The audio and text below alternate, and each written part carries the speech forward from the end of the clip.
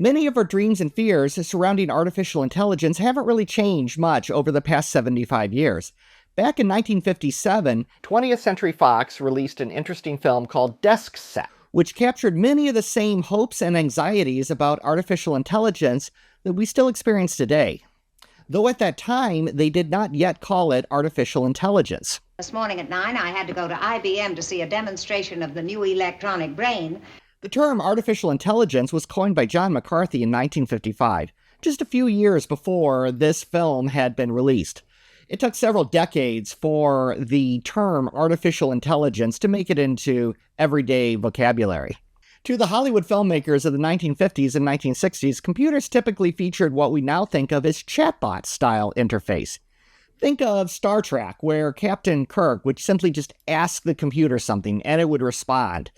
Other than a bunch of flashing lights, there were really not screens that they communicated to them through. Most computers of this era, and the desk set computer as well, you communicated to it by typing things into it, and then output would come in the form of paper. Good girl, good girl. Workers naturally had familiar concerns about being replaced by technology, just as we see today. Buddy, I thought you'd never get back. Do you know what that Richard Sumner's doing? Yeah, he's up on the roof feeding the pigeons. No. Do you know what he's doing here? What? He's trying to replace us all with a mechanical brain.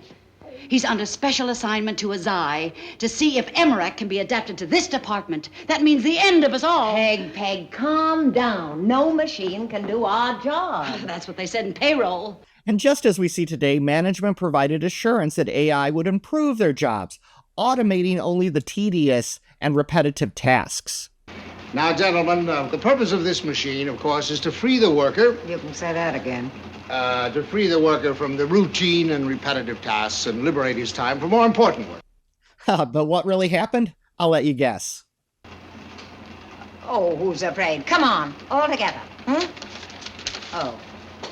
A pink slip is an informal term in the USA for a notice given to an employee to inform them they've been fired from their job.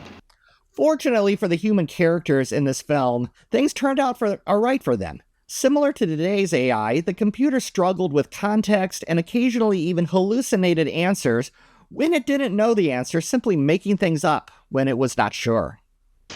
Well, just be patient. We're trying to get the information for you. Hang on, will you? Curfew, Miss Warner. It's coming out now. Hang on.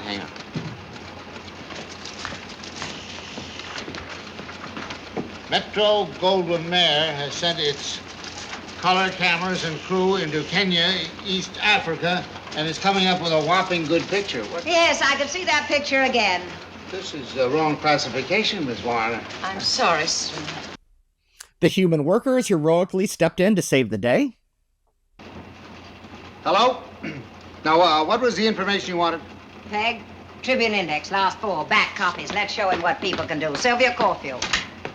And in true Hollywood fashion, the story concludes happily. Everybody got their jobs back, and even the computer designer that was sort of the enemy through some of this film fell in love with the lead displaced employee, and they lived happily ever after. Shall we ask it another question? Good. Should Bunny, Watson, Mary, Richard, Sumner? Question mark.